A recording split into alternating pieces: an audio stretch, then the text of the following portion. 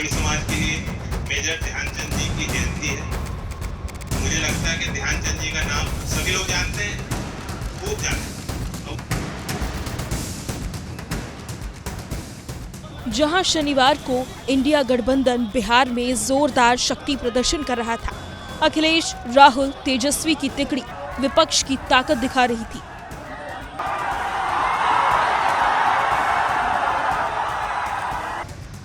वहीं यूपी में RLD chief Jayant Chaudhary Muzaffarnagar दौरे पर पहुंचे थे। यहां वो किसानों और ग्रामीणों से मुलाकात कर उनके साथ खड़े दिखाई दिए। जयंत चौधरी का ये दौरा पूरे जिले में चर्चा का विषय बना रहा। मुजफ्फरनगर में सबसे पहले आरएलडी चीफ ने उस परिवार से मुलाकात की जिनके बेटे कार्तिक की मौत वैष्णो देवी यात्रा के दौरान लैंडस्लाइड में हो गई थी। इसके बाद वो सावटू गांव गए। गांव पहुंचने पर ग्रामीणों ने फूलों की माला पहनाकर उनका जोरदार स्वागत किया।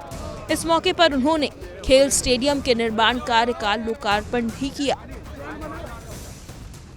इस दौरान केंद्रीय कौशल विकास राज्य मंत्री ने मंच से संबोधित करते हुए किसानों की नाराजगी पर अपनी बात रखी।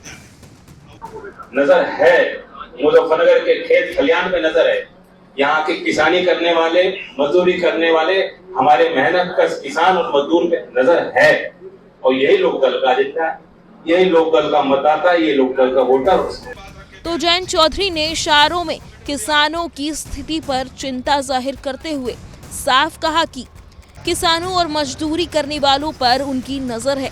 लेकिन इसके बाद जब यूरिया की किल्लत पर सवाल आया तो आरएलडी चीफ ने कुछ ऐसा बयान दिया जिससे सियासी हलचल तेज हो गई। आप भी सुनिए।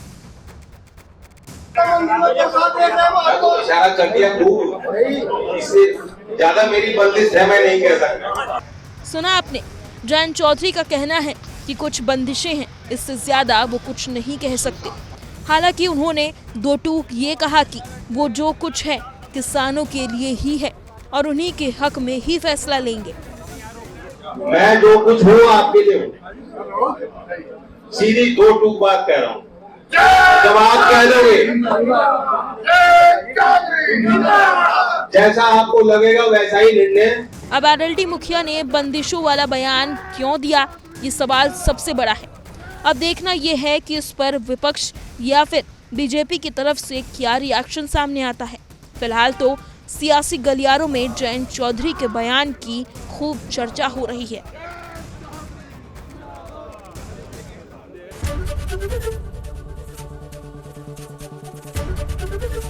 एबीपी गंगा, खबर आपकी, जुबान आपकी।